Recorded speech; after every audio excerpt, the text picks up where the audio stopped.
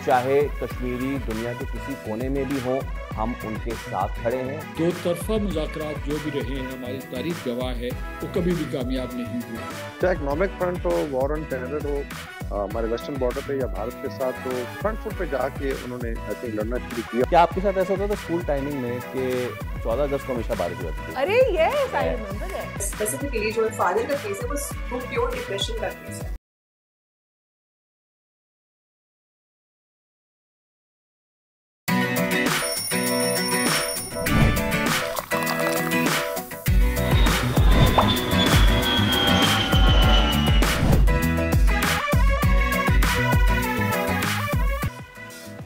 मकबूजा कश्मीर पर भारत के गासिबाना कब्जे को 6 साल मुकम्मल। दुनिया भर में आज कश्मीरी यौम इस्तेहसाल मना रहे हैं। 5 अगस्त 2019 को मोदी हुकूमत ने आइन का आर्टिकल 370 और 35 से मनसूख करके कश्मीरियों से उनकी शनाख्त छीन ली। मुल्क भर में यौम इस्तेहसाल कश्मीर के सिलसिले में रैलियां और तकरीबात मुनक्किद की जाएंगी। तो 10:01 पर खामोशी इख्तियार की जाएगी। वजीर आजम की मंजूरी से काबीना डिवीजन का नोटिफिकेशन जारी कर दिया गया। जनूबी एशिया में पायदार अमन के लिए मसला कश्मीर का हल जरूरी है। सदर मुमलिकत आसिफ अली जरदारी का यौम इस्तेहसाल कश्मीर पर खुसूसी पैगाम। कहा, भारत के एकतरफा इक़दामात नाकाबिल कबूल हैं। वज़ीर आज़म शहबाज शरीफ कहते हैं 5 अगस्त 2019 का भारतीय इक़दाम आलमी असूलों की खिलाफ वर्जी है। पाकिस्तान कश्मीरी अवाम की भरपूर हिमायत करता रहेगा। दुनिया फील्ड मार्शल आसिम मुनीर की कामयाबी की मोहतरफ। फील्ड मार्शल आसिम मुनीर की क़यादत में पाकिस्तान नए दौर में दाखिल। आलमी सतह पर उनके किरदार को शानदार खिराज तहसीन। बरतानवी जरीदे दी इकॉनमिस्ट के मुताबिक पाक अमेरिका ताल्लुकात की बहाली में फील्ड मार्शल आसिम मुनीर का किरदार कलीदी रहा। आलमी सिफारतकार और सरमाकार बराह रास्त इनसे राब्ते में हैं। चीन और खलीजी ममालिक से मुतवाज़िन ताल्लुकात और भारत से कशीदगी के बाद उनकी मकबूलियत में नुमाया इजाफा हुआ है। कराची में बूंदाबांदी तो इस्लामाबाद में बारिश। मौसम औसम हो गया। आज मजीद बारिशें होंगी, महकमा मौसमियात ने खबरदार कर दिया। बालाई पंजाब, खित्ता पोटोहार, इस्लामाबाद, खैबर पख्तूनख्वा, कश्मीर में मजीद बारिश होगी। उधर गिलगित बल्तिस्तान और खैबर पख्तूनख्वा में शदीद बारिशों की पेशगोई के साथ एक बार फिर ग्लेशियर्स फटने का खदशा। महकमा मौसमियात का कहना है कि अचानक सैलाब और लैंडस्लाइडिंग भी हो सकती है। मुतालिका महकमों को अलर्ट रहने की हिदायत जारी कर दी गई। और लेजेंडरी अदाकारा शमीम आरा को पिछले 9 बरस बीत गए। 100 से ज़ायद फिल्म्स में अदाकारी के जौहर दिखाए। फिल्म सहेली ने शोहरत की बुलंदियों पर पहुंचाया। बतौर हिदायतकारा भी अपनी सलाहियतों का लोहा मनवाया। 9 निगार अवार्ड से भी नवाजा गया। बेमिसाल फनकारा आज भी मद्दाहों के दिलों में जिंदा। अस्सलाम वालेकुम, खुश आमदीद। भली करे आया जी आया नू बखैर वशअत के दुनिया बोल है के साथ मैं हूँ सैयद फैसल करीम और मैं हूं सादिया साहब से। इससे पहले कि हम अपने शो का आगाज़ करें और आपको सियासी नाश्ते की जानिब लेके जाएं, आज का दिन हमें इस चीज़ की याद दिलाता है कि चाहे कश्मीरी दुनिया के किसी कोने में भी हों, हम उनके साथ खड़े हैं, हम उनके साथ मौजूद हैं। और जो भारत ने किया, भारत वैसे तो 78 सालों से जो करता चला आ रहा है वो पूरी दुनिया देख रही है, लेकिन 5 अगस्त 2019 को जो किया उसने, उसका आज तक वो खुद जो है वो खमियाजा भुगत रहे हैं। तो इसी के साथ हम अपने शो का आगाज़ करते हैं। तो मोदी हुकूमत ने शनाख्त छीनी कश्मीर की और गासिबाना कब्ज़े को 6 साल मुकम्मल हो चुके हैं। आज एहतजाज समेत रैलियां भी निकाली जाएंगी। मकबूजा वादी में शटर डाउन हड़ताल है और कश्मीरी आज़ाद हैसियत की बहाली के मुतालबे पर कायम है। 6 सालों के दौरान मोदी हुकूमत अब तक 21,000 से ज़ायद गिरफ्तारियां, हज़ारों अमलाक नजर आतिश कर चुकी है। मोदी सरकार का फाशिस्ट नज़रिया और सेक्युलरिज्म पर एक तमाचा और इंसानियत के लिए ख़तरा बन चुका है। इसके अलावा हुकूमत की जानिब से 27वीं तरमीम लाने की तैयारी की जा रही है और इस हवाले से पीपल्स पार्टी और दीगर जमातों से मुशावरत का फैसला कर लिया है। पहले मरहले में पीपल्स पार्टी से मुशावरत की जाएगी और पीपी के रजामंदी की सूरत में दीगर जमातों से भी इस मामले पर बात की जाएगी। इत्तफाक राय की सूरत में हुकूमत आइन में 27वीं तरमीम लाएगी। और सियासी नाश्ते में एक और अहम मामला वो ये कि पाकिस्तान तहरीक इंसाफ के एहतजाज के पेश नज़र डिप्टी कमिश्नर रावलपिंडी ने ज़िला भर में 4 अगस्त से 10 अगस्त तक दफ़ा 144 नाफिज कर दी है। नोटिफिकेशन में कहा गया है कि रावलपिंडी में रैलियों और जुलूसों पर मुकम्मल पाबंदी आयद रहेगी। डिप्टी कमिश्नर इस्लामाबाद का कहना है कि वफाक़ी दारुल हुकूमत में दफ़ा 144 नाफिज है। किसी भी गैर कानूनी सरगर्मी का हिस्सा बनने वालों की फिल फॉर गिरफ्तारी होगी। तो चलिए, जैसे कि हमने कहा था कि सबसे पहले हमने यही डिस्कस करना है कि 2019 में जो हुआ है, 2019 से लेके अब तक क्या पाकिस्तान वो तवाना आवाज़ बना है कश्मीरियों की। 2019 से लेके अब तक भारत ने जो मज़मूम हरकत करने की कोशिश की थी, क्या वो कर पाया है या नहीं कर पाया है, और ख़ास तौर पे पोस्ट जो इंडो पाकिस्तान स्कर्मिश रही है उसके में क्या सूरत हाल रही है, इसी पे बात कर लेते हैं हम। साबिक सफ़ीर मसूद खान हमारे साथ मौजूद है। सरदार मसूद खान सर, अस्सलाम वालेकुम और बहुत शुक्रिया आपके वक्त का। 2019 से आज तक 6 साल गुजर चुके हैं। इससे पहले कि हम ज़रा माजी की बात करें, I would like to talk to you about the present. Donald Trump का वो ट्वीट जिसमें उन्होंने कहा था कि मसला कश्मीर के लिए वो सालसी का किरदार अदा कर सकते हैं।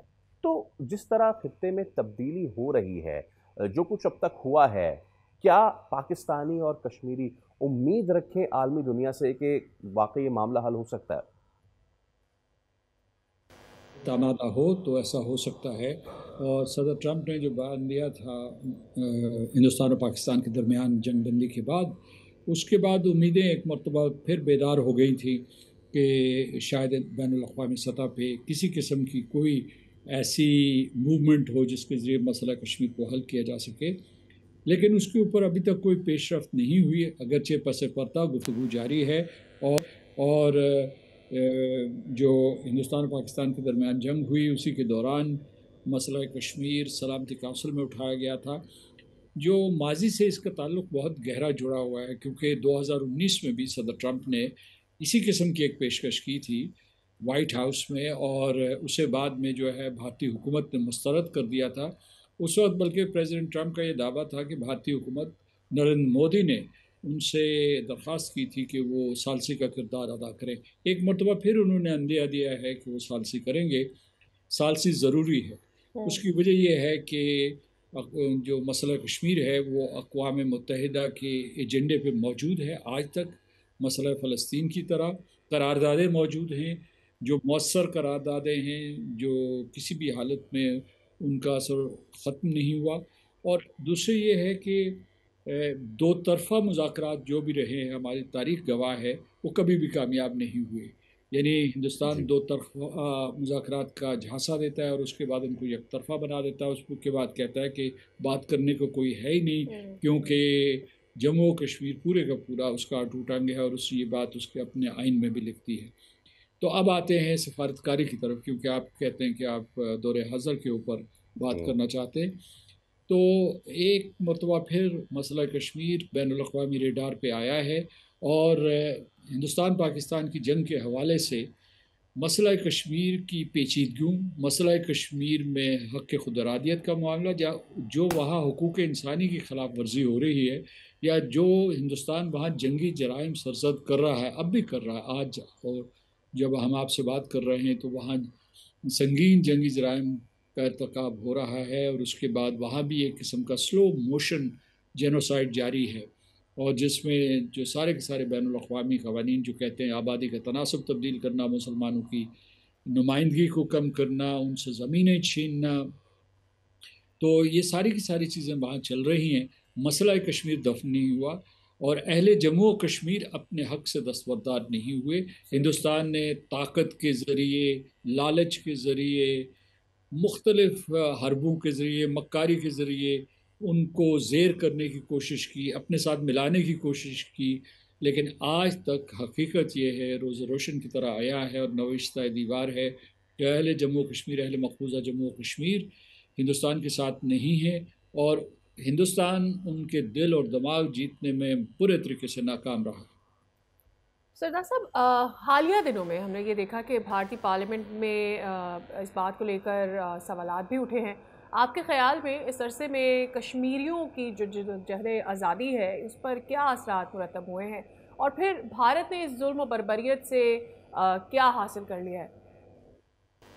जी नहीं, मेरा जवाब नफ़ी में है, वाज़े नफ़ी में है। उसकी वजह ये कि आप इस तरीके से किसी आबादी के ऊपर कब्ज़ा करके, उनके ऊपर इस्तबदाद करके, जुल्म सितम करके, उनसे उनकी रोज़ी छीन के, उनके हुकूक छीन के, आप उनको रियासत का हिस्सा नहीं बना सकते। और वैसे भी आपको इसकी तारीख में ज़रूर जाना होगा, सन 1947 में जो इंडिया इंडिपेंडेंस एक्ट था उसके मुताबिक ये हिस्सा पाकिस्तान का हिस्सा बनना था। हिंदुस्तान ने ज़बरदस्ती कब्जा किया, वहाँ साजिश की, फौजकशी की, और उसके बाद वहाँ के कुछ लोगों को अपने साथ मिलाया जिसके ज़रिए उसने इस जुर्म का इर्तिकाब किया। ये गैर फितरी इल्हाक था जो आज तक अपनी कोई कानूनी हैसियत नहीं इख्तियार कर सका। और जो उसके पिछले 6 साल में अहदाफ थे उनमें से कोई भी पूरा नहीं हुआ, बल्कि उन्होंने जो अपनी एक कठपुतली असम्बली बनाई है उसमें एक कठपुतली वज़ीर आला मुंतखब किया है जो उमर अब्दुल्ला नेशनल कॉन्फ्रेंस के जो हैं, उन्हें इतनी इजाज़त नहीं थी कि 13 जुलाई को मज़ार शहदा पे हाज़िरी दे दें। 13 जुलाई को हम जम्मू कश्मीर में और अहले पाकिस्तान यौम शहदा कश्मीर मनाते हैं उन शहदा की याद में जिन्होंने 13 जुलाई सन 1931 को एक अजान की तकमील के लिए और आज़ादी जम्मू कश्मीर के लिए अपनी 22 जानों का नजराना दिया। अच्छा सरदार साहब, 5 अगस्त 2019 से अब तक पाकिस्तान के किरदार को आप कैसे देखते हैं? क्या आप समझते हैं कि पाकिस्तान की सफारती कोशिशें कश्मीरियों के मुकदमे को आलमी सतह पर उजागर करने में मौसर रही हैं या फिर मज़ीद बेहतरी की गुंजाइश है?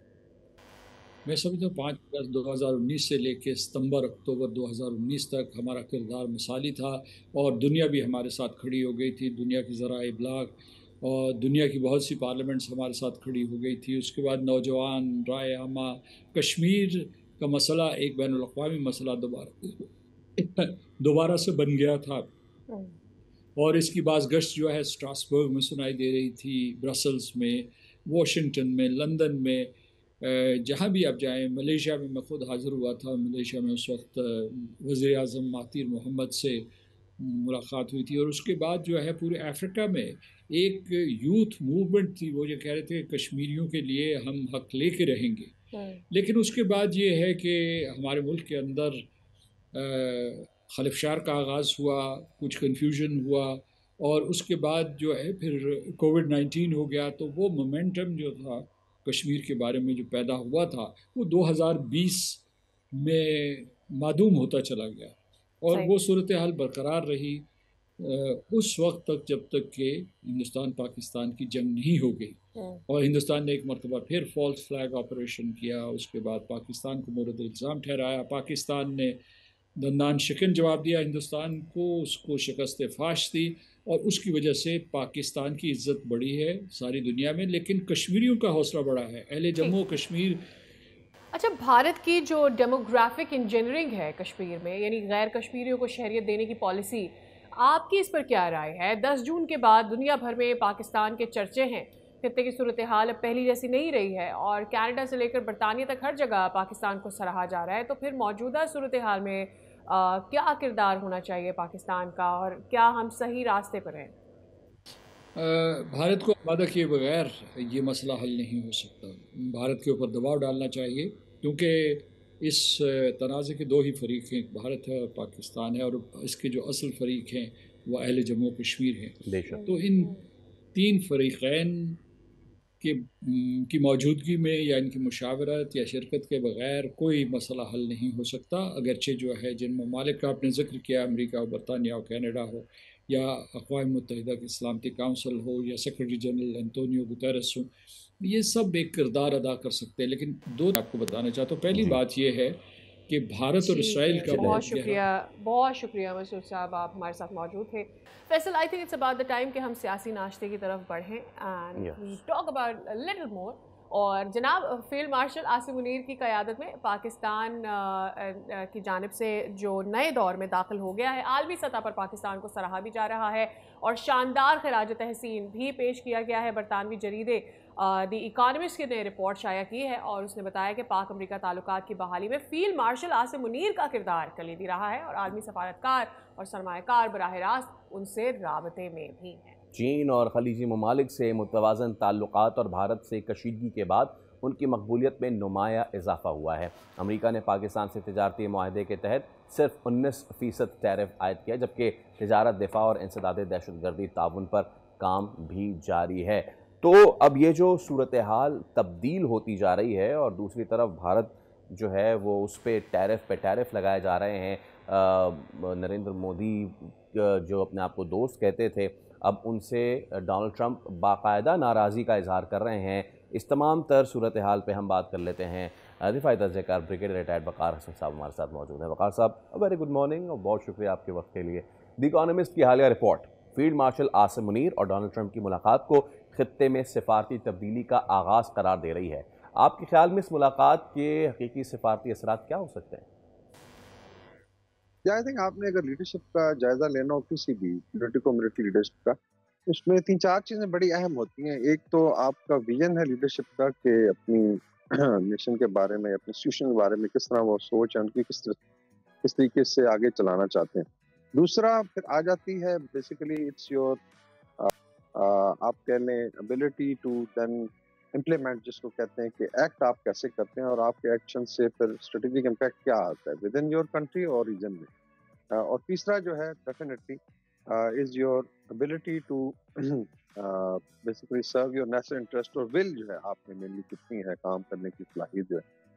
तो अगर आप थोड़ा पीछे जाएं 2-2.5 साल पहले, जब से फील्ड मार्शल आसिम मुनीर बने आर्मी चीफ, पाकिस्तान के आप देखें कितना डिमोरलाइजेशन थी, रीजन में अच्छी खासी आइसोलेशन थी, इकोनॉमिकली लोग श्रीलंका होने की बात करते, लेकिन आई थिंक डे 1 से पहला विजिट उनका LOC पे था, चाहे इकोनॉमिक फ्रंट हो, वॉर ऑन टेरर हो, हमारे वेस्टर्न बॉर्डर पे या भारत के साथ, तो फ्रंट फुट पे जाके उन्होंने आई थिंक लड़ना शुरू किया और एक ट्रेजेक्टरी रखी किस तरीके से पाकिस्तान को उस डिफिकल्ट सिचुएशन से निकालना है। 10 मई के बाद का Pakistan is a very different Pakistan, और इसमें अगर आप देखें अल्लाह ताला ने बड़ी करमनवाजी की, लेकिन डेफिनेटली उसमें एक लीडरशिप का रोल होता है। मिलिट्री प्लानिंग कैसे की गई, रिस्पांस जो था, पाकिस्तान की प्रेस्टीज बहुत ऊपर गई है।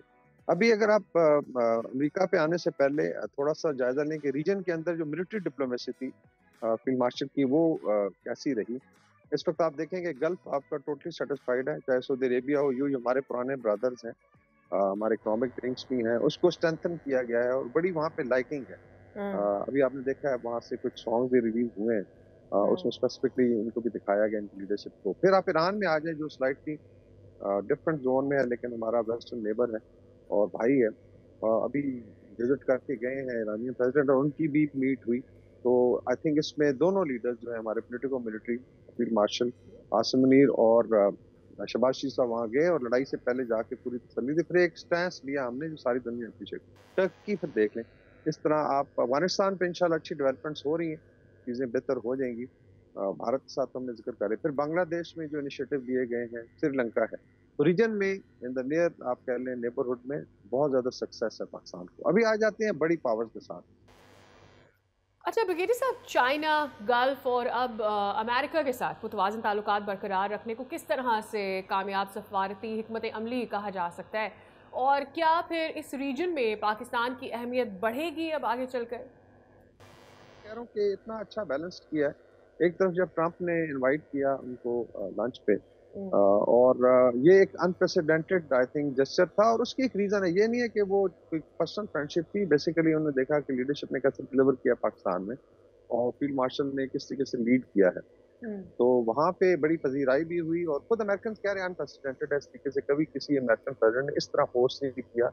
हाँ, अगर कोई लेट्स से जैसे जनरल मुशर्रफ थे, वो प्रेसिडेंट भी थे, एक डिफरेंट हैसियत में थे, बट अदरवाइज ना किसी Pakistani let's say army chief को नहीं होस्ट किया गया। उसकी रीजन यही है कि जो हमने बात की, वहाँ पे एक बहुत अच्छा ब्रेक थ्रू और जिसका भी आप सैलरी इफेक्ट दे रहे हैं, डील भी हो गई है इंशाल्लाह ताला, और अमेरिकन इन्वेस्टमेंट यार जो जिसकी बड़ी जरूरत है। फिर आ जाते हैं चाइना, जो बिल्कुल डिफरेंट पोल पे है, एक I would say it's almost a super power. तो वहाँ पे तशरीफ ले गए और वहाँ पे हम देखा कि हाईएस्ट लेवल पे, चाहे वाइस चेयरमैन है मिलिट्री कमीशन के, उनसे मुलाकात है पूरी टॉप लीडरशिप के साथ। अभी जब चाइना की PLA की सालगिरह थी, आई थिंक 98 सालगिरह वहाँ पे, तो आप उसमें डायनामिज्म भी देख लें तो उसके हाथ से आई थिंक बड़ा बैलेंसिंग एक्ट रहा है। और अभी जो शिफ्ट आ रहा है अमेरिका का, आप देखा है इंडिया के साथ अभी भी लेटेस्ट खबर ये कि मजीद टैरिफ बढ़ाई जाए, तो देयर आर सर्टेन इंडिकेटर्स कि खित्ते में पाकिस्तान को नेट सिक्योरिटी प्रोवाइडर क्यों कहा जा रहा है, क्यों पाकिस्तान को टॉप मिलिट्री गन कहा जा रहा है साउथ एशिया की। लोगों का भारत पे एतबार उठ गया है। उनकी एवट से जिस तरीके से लीडरशिप बोंगियां मारती, जिस तरीके से उनकी मिलिट्री ने कंडक्ट किया, चाहे वो चाइना था चाहे पाकिस्तान था, मतलब कोई लेवल ही नहीं है। तो I think this is all, अगर आप ओवरऑल इम्पैक्ट देखें, और लीडरशिप में यही होता है कि इम्पैक्ट क्या है, तो बहुत सैल्यूटरी इफेक्ट आ रहा है।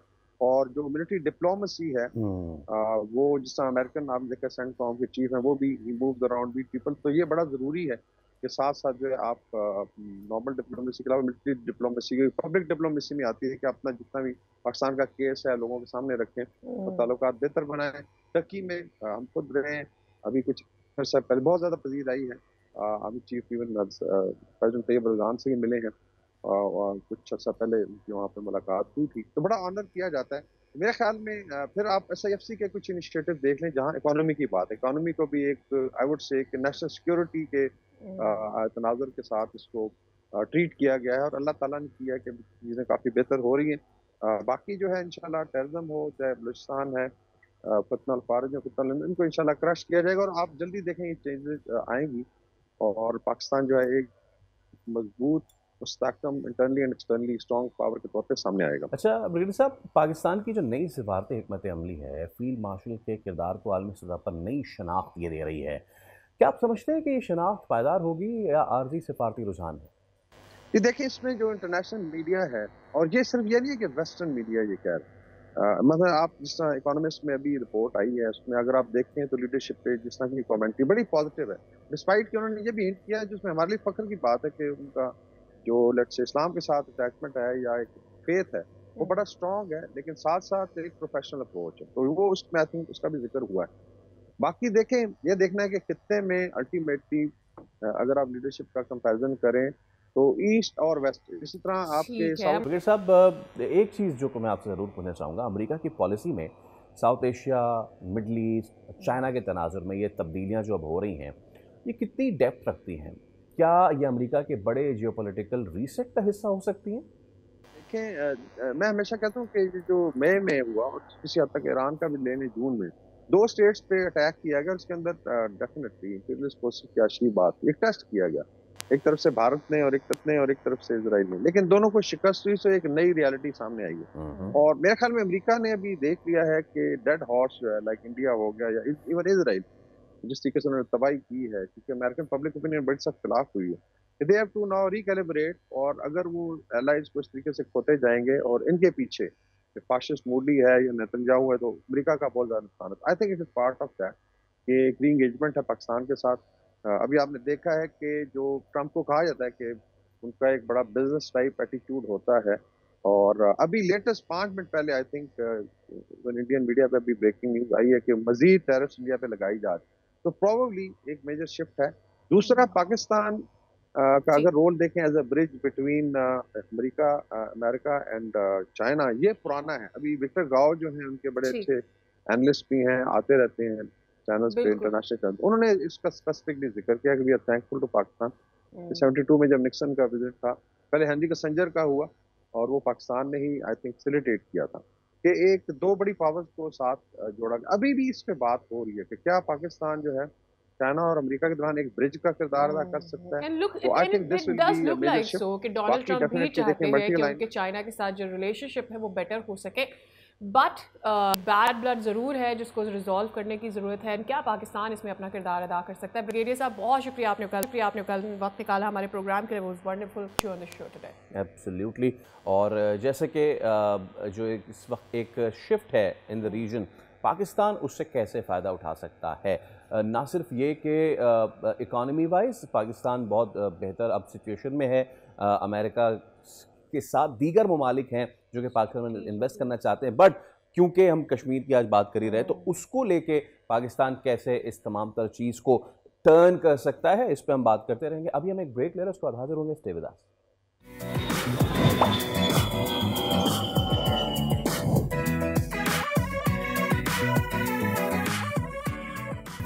Time for weather now. मौसम क्या कह रहा है, आगे आने वाले दिनों में क्या मामलात होने जा रहे हैं? बाय द वे कल वज़ीर-ए-आज़म गिलगित बल्तिस्तान भी पहुंचे थे और वहां जो भी लॉस हुआ था उसको उन्होंने ओवरलुक किया था, तो हम बात कर लेते हैं तर्जुमान महकमा मौसमियात अंजुम नज़ीर से। अंजुम साहब अस्सलाम वालेकुम, गुड मॉर्निंग सर। क्या बता रहा है वेदर? कोई नई फोरकास्ट है, कोई नया पैटर्न आ रहा है मानसून का? जी वालेकुम सलाम, बहुत शुक्रिया। देख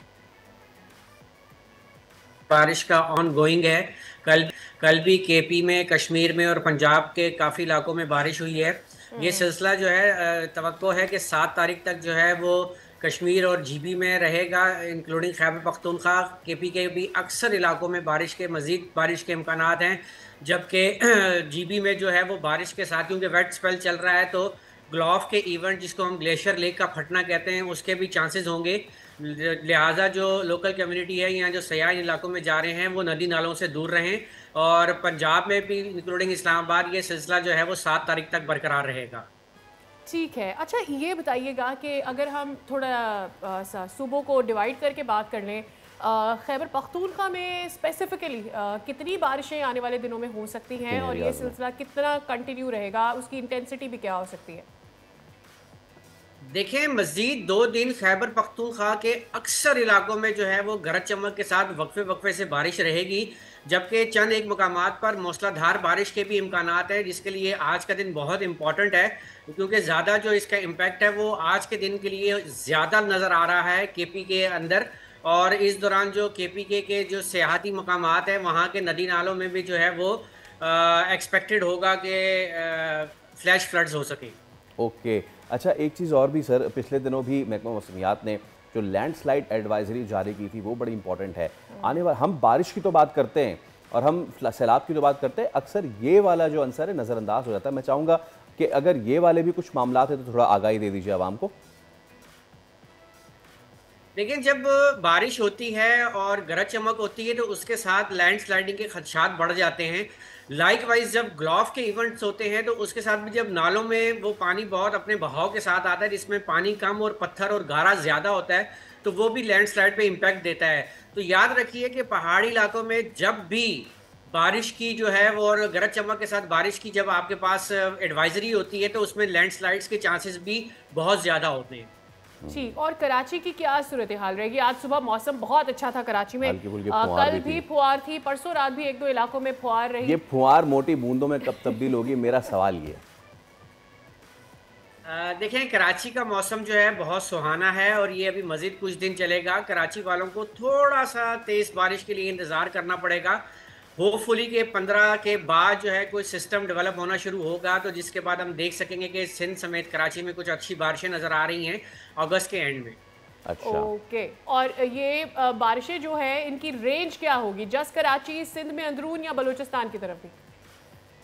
जी, बलूचिस्तान की तरफ भी होंगी। और याद रखिएगा कि अभी तक जो हमने देखा, जुलाई तकरीबन सिंध समेत जो है वो कराची और सिंध समेत जो है वो डेफिसिट में है, तकरीबन 54% लेस रेनफॉल हुई है। तो अब याद रखें कि जब लॉन्ग रेंज फोरकास्ट होती है जिसमें ये बताया जाता है कि पूरे सीजन में बारिश कैसी होगी। ऑल राइट, ठीक है अंजुम नज़ीर साहब, आप हमें बहुत सारी इन्फॉर्मेशन दे गए, खासतौर पे कराची वालों के लिए कि जी 15 अगस्त के बाद तक का इंतजार करें। ये 15 का जो डिजिट है ना, यू रिमेंबर 15 जुलाई की भी पहले बात की गई थी। हाँ। 15 जुलाई को कराची में बारिश होगी और बारिश नहीं हुई। अलबत्ता बूंदाबांदी के बाद ज़रा मामला जो है रफा दफा हो गया, एंड अगेन इट्स 15 अगस्त नाउ, सो लेट्स होप जी। यानी कि भाई कराची वाले जो हैं वो 14 अगस्त मनाएं अच्छे से और उसके बाद फिर बारिशों को सेलिब्रेट करें। By the way 15 is going to be Friday, so people may get to have a good weekend. और ये भी मैं बताऊं, हमेशा साथ बिफोर वी टेक ब्रेक, क्या आपके साथ ऐसा होता था स्कूल टाइमिंग में कि 14 अगस्त को हमेशा बारिश हो जाती थी? अरे yes, I remember that, yes I remember that, हमेशा होती थी। तो हो सकता है कि इस बार महकमा मौसमियात ने जो 15 का है, एक दिन पहले जरा हल्की फुल्की हो जाए। सो ये सारी सिचुएशन है। मैं साथ ये डिस्कस करना चाह रहा था कि खास तौर पे जो वजीर आजम कल पहुंचे गिलगित बल्तिस्तान, और वहाँ पे जो तमाम तर सूरत हाल हुई, वहाँ पहुंचे, उन्होंने सैलाब मुतासरीन में रकूम भी तकसीम की, वहाँ तकरीब से खिताब भी किया, और इसमें वज़ीर आज़म का बार बार यही कहना था कि पाकिस्तान माहौलियाती तब्दीली से मुतासरा ममालिक में सर फहरिस्त है। बिल्कुल, और बारिशों से सैलाब से बहुत नुकसान हुआ है, उन्होंने इस बात को एक्नॉलेज किया और फिर उन्होंने वहाँ पर लोगों को कंपनसेशन भी दी और उनसे इजहार अफसोस भी किया। उन्होंने कहा कि आने वाले जो दिन हैं उसमें बारिशें बहुत ज़्यादा होंगी, लैंडस्लाइडिंग और इस तरह के मामला ज़्यादा होंगे।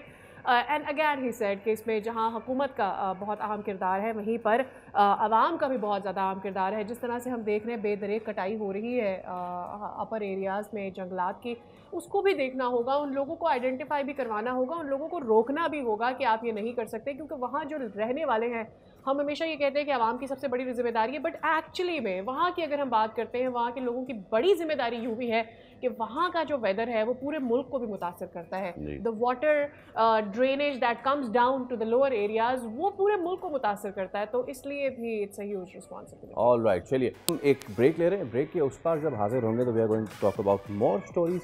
क्या कुछ हुआ है कराची में, जो वाक़या हुआ था, वो जो बाप बेटे जो डूब गए थे, उसकी कहानी क्या है, इस पर भी बात करेंगे। बट राइट आफ्टर ब्रेक हमारे साथ रहिए।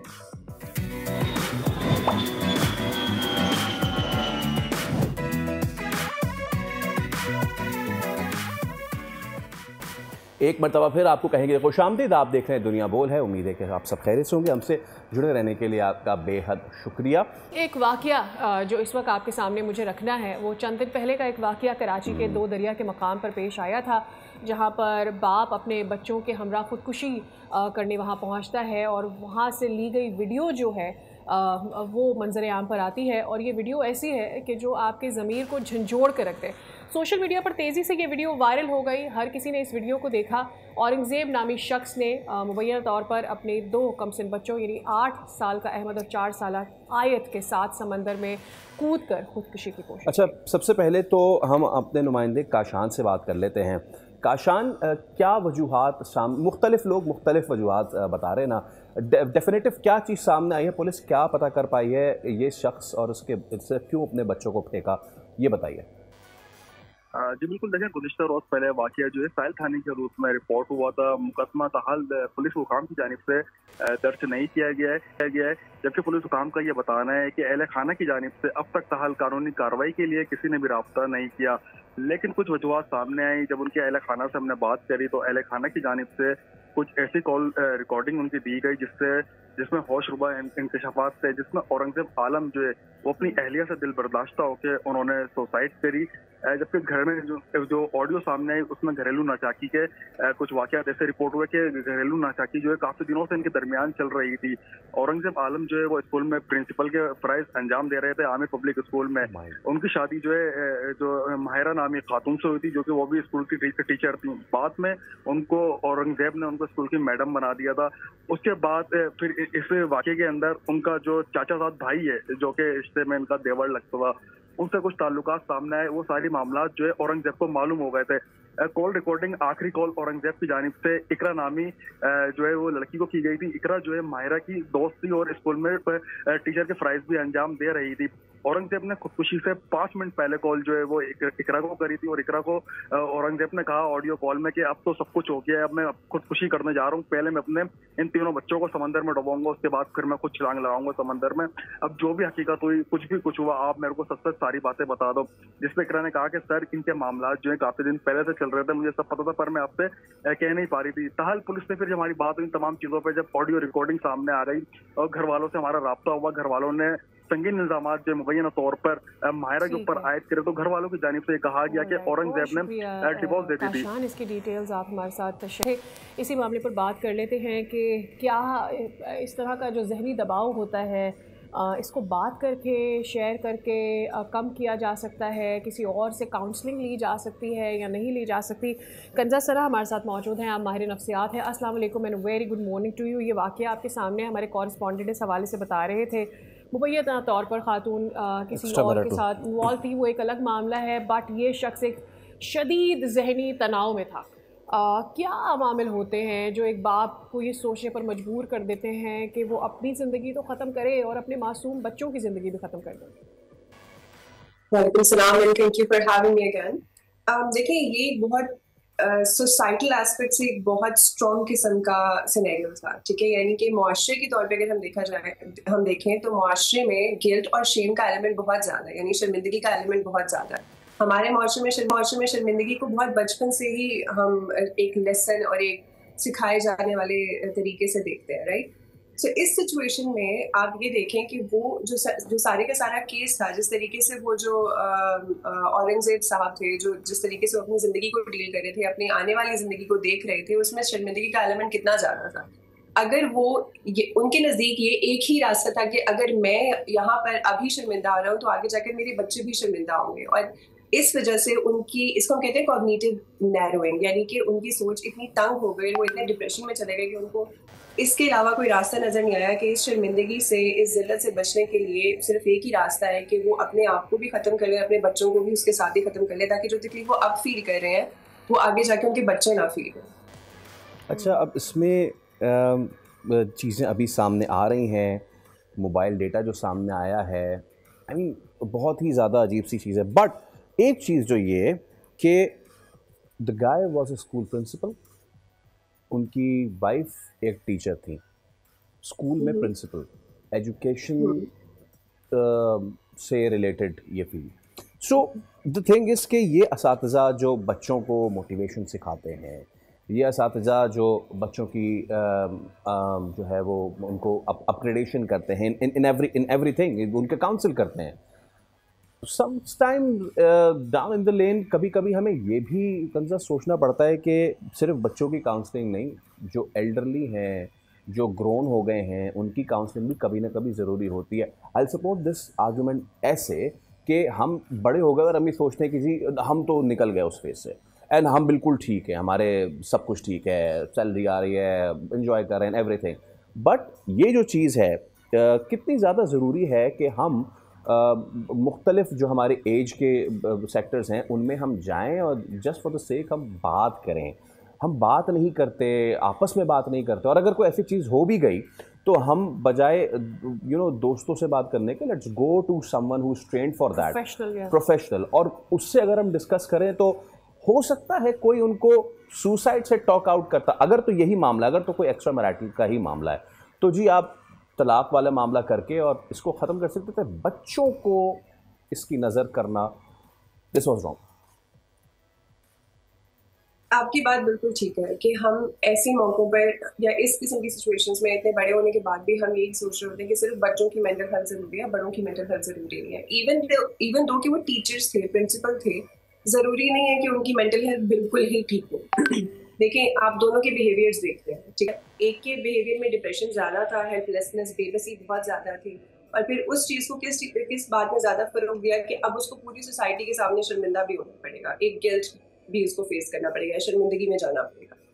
आप सही कह रहे हैं कि हमारे मुआशरे में या हमारे यानी कि पाकिस्तान में ऐसा सिस्टम मैंने अभी तक नहीं देखा कि जहाँ पर सुसाइडल एस्पेक्ट से हम फ़ौरन से उनको हेल्प कर सकें। बाहर हमारे पास सुसाइडल हेल्पलाइंस होती हैं, अब उन पर फ़ोन कर लेते हैं अगर आपको ऐसा कुछ फील हो रहा है तो, या किसी को अगर शक पड़ रहा है कि कोई बंदा जो है उनके इर्द गिर्द सुसाइड की तरफ जाने का कह रहा है, ऐसी बातें कर रहा है, तो वो उनको फ़ोन करके बता सकते हैं। देयर आर हेल्पलाइंस, बहुत सारे रिसोर्सेज हैं, पर ऐसा कुछ भी हमारे पास इसलिए नहीं है कि सबसे पहले हमारे पास इस बारे में कोई अवेयरनेस नहीं है। और आपने बहुत अच्छी बात की कि हमें इस बारे में बात करनी चाहिए, क्योंकि ये जो केस है स्पेसिफिकली जो फादर का केस है वो प्योर डिप्रेशन का केस है। ही वाज इन एक ह्यूज अमाउंट ऑफ डिप्रेशन, और वो चीज़ किस लिए बढ़ रही थी सॉरी, वो चीज़ इसलिए बढ़ रही थी क्योंकि उसके इर्द गिर्द के लोग भी इस किस्म की बातें कर रहे थे कि अब पता नहीं क्या होगा आगे, किस किस्म की ज़िंदगी है तुम्हारी, इस तरह की बातें उस डिप्रेशन को मजीद बढ़ा रही थी। यहाँ तक कि इसके अंदर एडजस्टमेंट के इश्यूज भी पैदा हो रहे होंगे, और फिर वो चीज़ एक लर्नड हेल्पलेसनेस की तरफ ले जाती है, यानी कि एक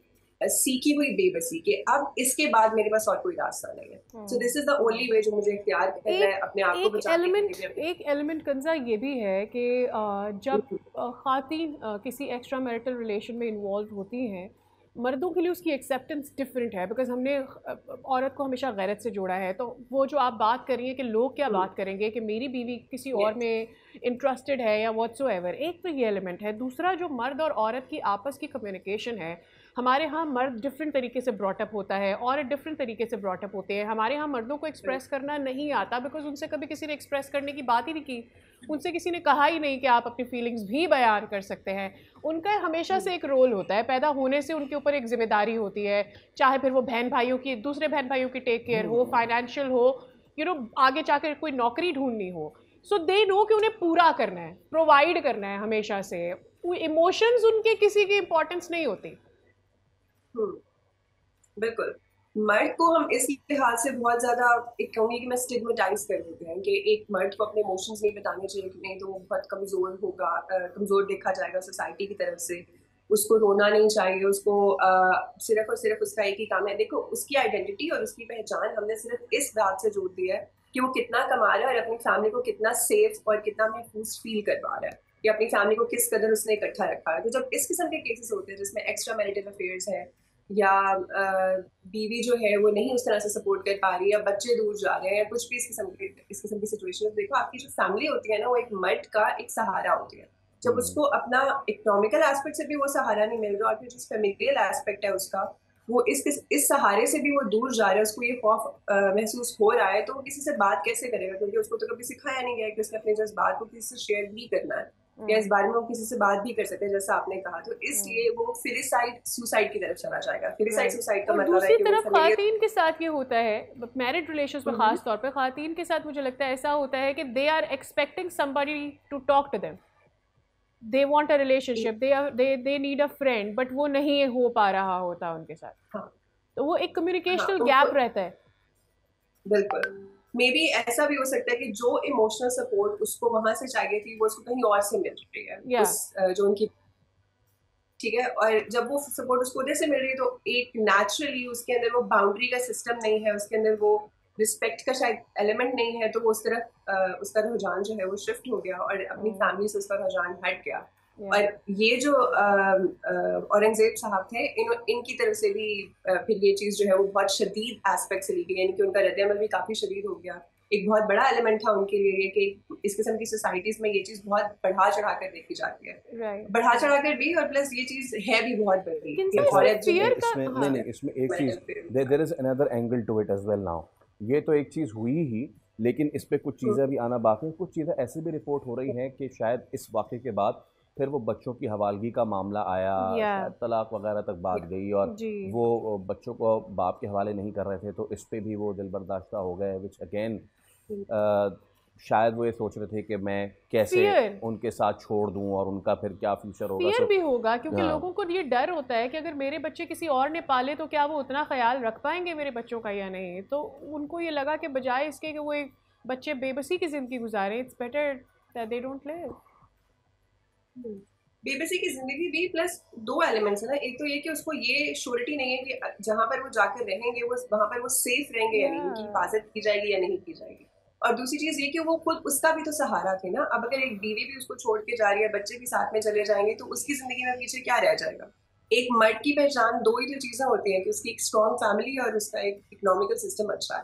अब अगर उसके पास दोनों चीजें नहीं होंगी तो वो फिर किस किस्म की जिंदगी गुजारेगा? वो खुद ज्यादा बेबसी में जाएगा, खुद ज्यादा डिप्रेशन में जाएगा, उसका स्ट्रेस हार्मोन जो है वो कॉन्टिन्यूसली इतना मुसलसल तौर पे हाई रहेगा कि वो फिर डिप्रेशन से बाहर आ ही नहीं सकेगा। एंजाइटी अटैक, डिप्रेशन के इस तरह के अटैक्स जो होते हैं एपिसोड्स, वो बार बार होंगे और फिर वो इस किस्म के फैसले करेगा क्योंकि वो और मजीद कुछ नहीं सोच सकता। उसका सोचने वाला जो दिमाग है वो माउट हो जाता है आहिस्ता। ऑलराइट, ठीक है कंजर, बहुत शुक्रिया आपका। Would have love to talk more but बाकी कमी है, लेकिन सवाल वही आ जाता है कि हम आखिर बात करने को तैयार क्यों नहीं होते? चाहे जितनी भी बड़ी उस्ताद क्यों ना आन पड़े, never stop talking, never hesitate in talking. तो चीज़ है। और दूसरी चीज़ है कि ये जो भी मामला आ रहे हैं, शायद हमारा माशरा इन चीज़ों के लिए तैयार नहीं। इससे पहले हम बात कर रहे थे अपने टर्न होते हुए सोशल फैब्रिक की, और उसमें जहाँ पे मोबाइल और टेक्नोलॉजी बहुत ज़्यादा फ़ायदे लेकर आई है, वहीं पे कुछ चीज़ें शायद छीनी भी हैं। वो चीज़ें हैं शाम की चाय पे गुफ्तगू, किताबों की खुशबू और उसके औराक पलटना, जो क्रिस्प होता है पेपर का, शायद उंगली की पोरें जो हैं वो उसको भूल गई हैं। I agree with that. और सबसे ज़्यादा अहम ये कि बच्चों के साथ बड़ों का शाम में बैठ जाना, रमज़ान हो, ईद हो, मुख्तलिफ तकारीब हो, त्यौहार हो, छुट्टियाँ हो, साथ में वक्त गुजारना। हाँ, और गलियों की रौनकें ख़त्म होने में शायद हमने एक प्रोसेस तय किया है फैसल। पहले वो हालात जब बच्चे हमने अपना बचपन गलियों में साइकिल चलाते हुए, खेलते हुए, ऊंच नीच का पहाड़ और पता नहीं चॉकलेट और कौन कौन सी खो-खो जैसी गेम्स, झंडियों की लड़ियां लगाते हुए, नाउ यू फाइंड सेल्डम के घर की छतों पे इस तरह की कोई चीज़। एग्जैक्टली। अब आपको बहुत कम ऐसे घर होंगे जहाँ पर आपको झंडे भी नज़र आएंगे, वो भी नहीं होता। और शायद हमने अपने आप को बहुत ज़्यादा बिजी कर लिया है, किसी डिवाइस का गुलाम बना दिया है, हमने आपको किसी गैजेट का हमने अपने आप को गुलाम बना दिया है, और हम अब उससे बाहर नहीं आ पा रहे हैं। और अब हमारे घरों में तो हमारे रवाबित ख़त्म हो रहे हैं, लेकिन अपने नेबर से, अपनी गली में रहने वाले लोगों से भी हमारा रिलेशनशिप अब तकरीबन ख़त्म हो गया। तो चलिए इसी पे बात कर लेते हैं। मोटिवेशनल स्पीकर कासिम अली शाह हमारे साथ मौजूद हैं। कासिम साहब, अस्सलाम वालेकुम, बहुत शुक्रिया आपके वक्त के लिए। सोशल मीडिया सिर्फ हमारे बच्चों के जिस्मानी सलाहियतों को ही नहीं बल्कि जहनी सलाहियतों को भी मुतासर कर रहा है। अब हुकूमत की जानिब से 16 साल से कम उम्र बच्चों के लिए सोशल मीडिया अकाउंट पर जो पाबंदी का बिल सेनेट में पेश हुआ है, कैसे देखते हैं इसको? There has to be a balance के जहाँ पे आप टेक्नोलॉजी इस्तेमाल भी करें लेकिन उसका शिकार भी ना बने। जी अस्सलाम वालेकुम जी, बहुत शुक्रिया। सोशल मीडिया आज की ज़िंदगी में, और वो बच्चे हैं बड़े हैं, सबकी ज़िंदगी में शामिल हो चुका है और कम्युनिकेशन का बड़ा बेहतरीन ये मीडियम है। हमें इस यूथ की, इस यंगस्टर्स की, और ये जो नौजवान है हमारे 16 साल से कम उम्र बच्चे, इनकी तरबियत करनी चाहिए। और अगर हम इनकी तरबियत करते हैं तो वो इन्हीं टूल्स का जो इस्तेमाल है वो बेहतरीन कर सकते हैं, बजाय सख्ती करने के, पाबंदियाँ लगाने के। दुनिया के तरक्की याफ्ता ममालिक में कोई ऐसी पाबंदी नहीं लगी हुई जो मेरी इत्तला है, और अगर यहाँ पर पाबंदी लगाई जा रही है तो ये एक बड़ी रिएक्टिव अप्रोच है कि वो चीज़ें जो हम मैनेज नहीं कर पा रहे, हम एक रिएक्टिव अप्रोच से कानून बना के 16 साल से कम उम्र बच्चों पे पाबंदी लगा रहे हैं। मेरा ये ख्याल है कि इसी सोशल मीडिया और इस सारे मीडियम्स ने आगे बढ़ना है और मज़ीद जदीद होना है एआई के आने के साथ ही। तो क्यों ना हम यंगस्टर्स की तरबियत करें, उन्हें तैयार करें और उन्हें बताएं कि इसका प्रोडक्टिव यूज़ कैसे हो सकता है। अब तो इसी सोशल मीडिया से बिज़नेस हो रहा है, ई कॉमर्स हो रही है, काम हो रहे हैं। तो क्यों ना इस सारे जो यूथ है हमारी, जिनकी उम्र 16 साल से कम है, मेरा तो ये ख्याल है उनके निसाब में साइबर लॉज को शामिल करना चाहिए। हमें सोशल मीडिया के प्रोडक्टिव इस्तेमाल को भी शामिल करना चाहिए। तो उसकी बजाय अगर हम ये कानून बना रहे हैं कि 16 साल से कम उम्र का बच्चा सोशल मीडिया इस्तेमाल नहीं कर सकता, तो मैं इसे डिस्करेज करूँगा। ठीक, लेकिन मेरे ज़हन में ये बात आती है कि आप नॉर्म कैसे सेट करेंगे? डिजिटल दौर में बच्चों की डिमांड्स भी बढ़ती जा रही हैं, यानी छोटी उम्र में मोबाइल फ़ोन दे दिया जाता है और फिर स्कूल में एक्टिविटीज़ भी इस तरह की होती हैं जिसमें फ़ोन इन्वॉल्व होता है। तो अगर ये कानून बन गया तो क्या बच्चे इससे महफूज हो जाएंगे आपको लगता है, या हम उन्हें एक इम्पॉर्टेंट बढ़ती हुई टेक्नोलॉजी से दूर कर देंगे, हम उन्हें दूसरी दुनिया से पीछे कर देंगे?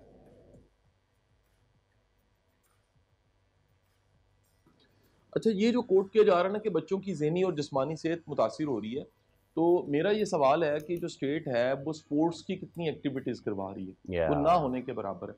हमने सिर्फ क्रिकेट को खेल समझ लिया। दुनिया में स्पोर्ट्स की बेशुमार एक्टिविटीज़ हैं।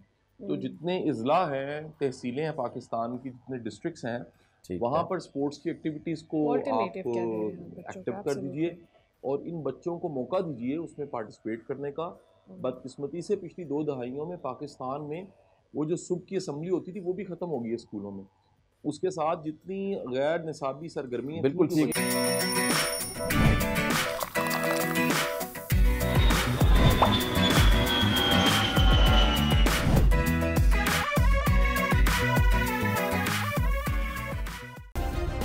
सब्सक्राइब करें और बेल दबाएं ताकि कोई खबर रह न जाए।